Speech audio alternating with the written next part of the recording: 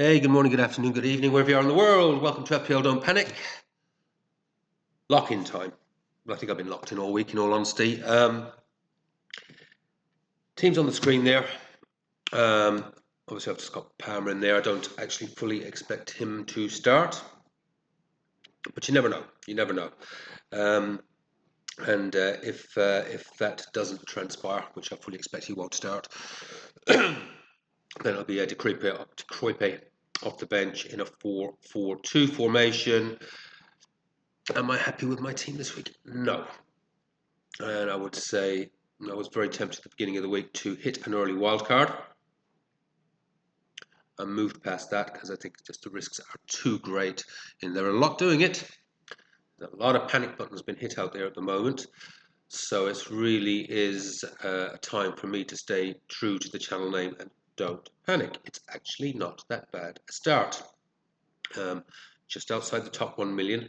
A lot of those people in the top 1 million will be managers, casual managers that have been chancing their arm and getting the captaincies right and playing chips, same as a lot of us have. Because I don't think that's a bad strategy at all, and it's paying dividends for quite a few people. But yeah, just your casual players, and then. As I said, as I looked at that sort of top 500, it's like completely replaced in game week 2 from what was there in game week 1. It's incredibly volatile, and I don't expect this week to be any different. Captaincy choice. Get your captaincy choice this week, you'd be flying. But where do you go? If you've got a Salah, do you play safe? Is it safe? It's got Arsenal.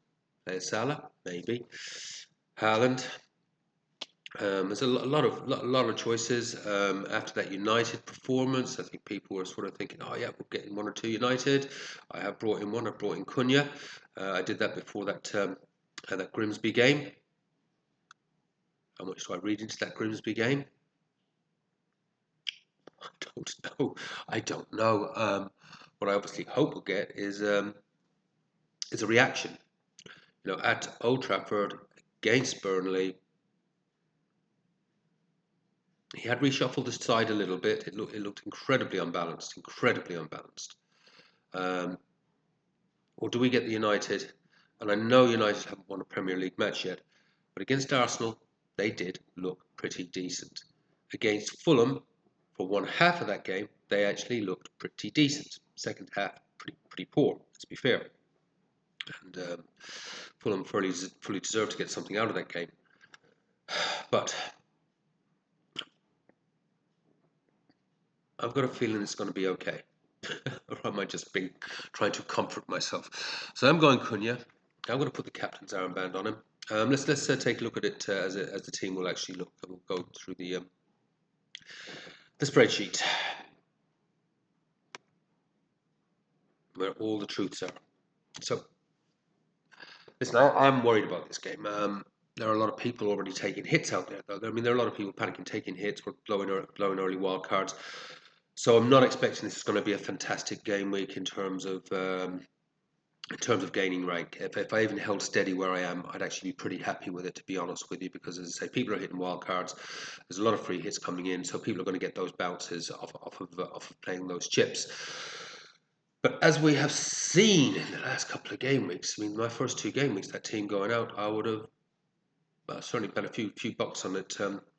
That it would have come in with the 70 plus, and they probably both should have come in with the 70 plus. It was just fine margin stuff. It was a couple last week. Haaland miss,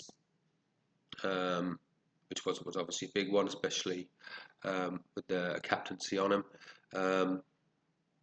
And also, what was the big one? The Bruno penalty. That was huge. Penalty. When does Bruno miss a penalty? Absolute shocker, and especially after they see the 2 ice cold ones that he tucked away in Grimsby against Grimsby in the penalty shootout.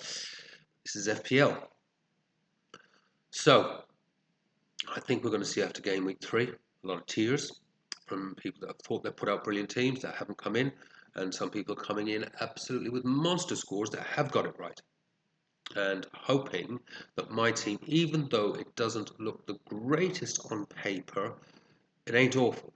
If we talk about it in my spreadsheet terms as well. The next big question I've also got is when I get past game week 3 is, do I wildcard 4? And I really would like to avoid it. At the moment, what's going on there? At the moment, Sanchez is doing all right. 5.5 average, decent fixture against Fulham, decent enough fixture against Brentford and 4. Milenkovic, disappointing, but not far away from getting those clean sheets. He is supposed to be, himself and Tarkowski were my predictions to be the two DEFCON monsters, and so far Tarkowski is with the DEFCON's scores in white. Two DEFCONs in a row, and that should have been a monster score for him in game week 1. So again, really, really bad luck with that daft penalty that he actually gave away. And of course, we've got Milenkovic, though, has not been hitting it, but a decent fixture against West Ham. Maybe you can get back on track, because as I say, I like to try and see ideally 3 returns in 5 out of my players. So Tarkowski well on track for that. Sanchez not too bad. Decent fixtures, try and keep, as I say, the 4-point average. I want to keep my keeper, and hopefully there'll be a return or 2 in there as well. Porro, yeah, 2 returns in 2, and still a couple of decent fixtures there, I think, to sort of keep that average going at 5.5. So Sken looking okay for 4 and 5, and I'd start to argue maybe for Spurs, the way they're playing, that does turn into a green fixture. Cruyff shouldn't be there when we get to this phase anyways, which should hopefully maybe Palmer's back, or I have used the cash cow Palmer to do some other things, which is maybe the more likely case scenario. Not 100% on that yet. And I think that'll be a story from the first video of next week as we start to look at what to wildcard or not, and that will of course be driven a lot by what happens in this game week and moving into that international break. But I do think it'll be beneficial to try and push to 5, 6, or maybe even 7 and hold that wild card. With European matches coming, this international break, transfers that will have come into clubs, who are going to be minutes risks, depending on the players that have come in. There's going to be chaos in the next 3 game weeks. I just think holding that wild card, although it may be detrimental for a game week or 2, could reap big dividends just by, and it's not me, I'm not the most patient, just by being a little bit patient. Verts could be out, but for 4. Again, it's not an ideal fixture this time round with Arsenal, but maybe this is the game where he comes good. Certainly hasn't been pulling up any trees in those first 2. If he does blank against Arsenal, I probably will need to keep him for Burnley, if I haven't wildcarded, of course. But then the patience may have to run out on him as I try and massage this team into a team that is hitting that 70-point average, because I'm just a little bit off it at the moment, averaging 63 points in my first 2 game weeks. And the big thing I've been missing there, of course, is my captain's returns, which is going on Cunha this week. And technically that is not the right decision, because I should be captaining the player with the highest average in the best fixture. So Ekitike, no. So realistically, going by my own rules, I probably should be going with João Pedro or Johnson, who have been ticking along very nicely. Do I go Cunha, especially after that? I'm still wrestling with it, but I think I'm going to stick with it. The armband is on him at the moment. Prior to that Grimsby match, I had a slight thought to put the triple captain's armband on him and just take a really big punt to try and do a big differential, but yeah, don't think I'll blow that ship just yet. We'll save that for another day, because as I look, there's a lot of good opportunities for really good fixtures to get on a Salah or a Haaland, or indeed whoever else is coming into form. If Shocker is, he's shown he can get that brace, etc. That good home fixture against someone that's in that relegation dogfight, where West Ham, for instance, not just the Sunderlands or the Sunderland's or the Burnleys now, is it? Or Leeds. West Ham are falling into that category. A good home fixture against West Ham with the right captain could reap big dividends. Story for another day. Up front then, João Pedro, yeah, I'm totally happy with that. Home fixture against Fulham.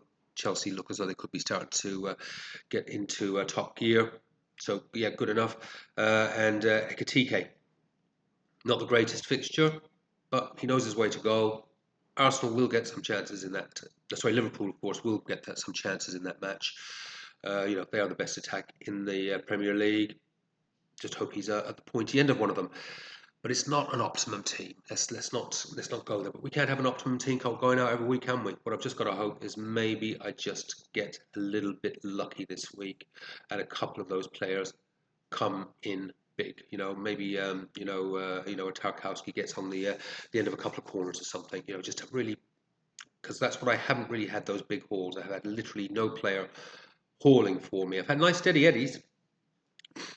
Ekatike, grand. João Pedro, not too bad. Um, Rangers, hopefully we can get something against Brighton. Johnson, nice and steady. Verts, not so much. Obviously got to pay Croypin, not in an ideal fixture against City. Not great, but you never know. Porro, Bournemouth. Porro's due an attacking return.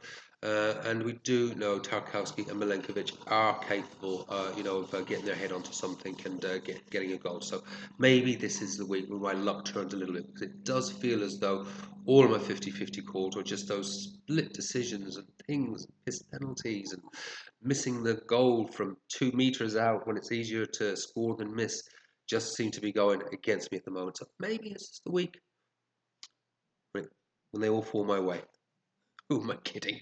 Um, we'll see. It's going to be what it's going to be. But I do think it's a time not to panic, not to take the hits, try and play through that 4 without using the wild card, potentially 5, and maybe I can just get a couple of transfers in the next couple of weeks just to green this up a bit, because it does look like a bit of a tough game week. But as has shown, it doesn't necessarily mean a lot at the moment. We're getting the most news. I mean, if you sort of look at the top scorers with the top averages, just worth a little look, because this is going to guide some of my thinking. Now there may be mistakes in this. This is a bugger to keep this bloody thing up to date. Well, look at that there. Of course, I said it won't be going double Arsenal defence, but look at who are the top 3 there in terms of averages. Now that's obviously a freak score. That is clearly not going to be happening. But even if you sort of just throw him, an assists, if you just massage that down to make it a more realistic sort of 6, 7, or 8. These are still good numbers. It's the Arsenal lads once again coming to the fore. Now, will that be the same after the Liverpool fixtures? We'll see. But then, not too bad. Forest home, City home. Yeah, it's here where I'll be wanting to look to bring in the Jokeris. That's the benefit of the wild card. And this is what I'm talking about now. Clearly at the moment, Arsenal are actually going all right in tough fixtures. We'll see how they are in a couple of game weeks' time. But clearly here, we'll be looking to bring in a couple of Arsenal assets at least. And Saka may indeed be back by then. Romero going well, but Chalobah, Cucurella, it's if you pick those up, these would have been good, sensible choices at the start of the season. But I don't think my own choices weren't that bad in defence. And I mean, indeed, my defence is probably the strongest part of my team in some ways at the moment, the most consistent. But as we sort of look down here, looking for those bargain ones, as we maybe try to enable, Salah or a Haaland later on. De Ligt, if United could be capable of keeping a clean sheet, De Ligt is looking like he's going to be a little bargain there at 4.5. Certainly on the DEFCON, and if he can even, if he's picking up those DEFCONs and United are conceding less than 2, he has 4 points. A couple of clean sheets every 5. That makes that an absolute bargain at 4.5. Who else is looking interesting there? Sinisi, I guess, yeah. Chugging along, nice 5.5. There's a few little enablers starting to show their faces. On the midfield side, as we look at it, have we got these all filled out? I think so. Dango obviously didn't play there, so that's in white. So his averages shown very, very high, that 13. And that's unrealistic. But I fear anyone. There are certain players that I fear this week that could do some damage. I don't think Dango's are going to be that highly owned. But he's a flat track bully. So if you've still got your transfer and you're wondering where to go, he is not the daftest place to go if you wanted a 1 week punt. Semenyo's just going magnificently. He could well be the person who I bring in as a transfer in 4. There's a couple of players I'm thinking about. If I move Palmer out to free up some money to potentially bring in.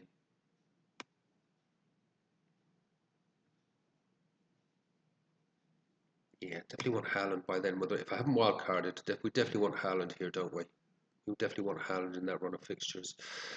Maybe we do want. I do want to see if I can get in. I don't know.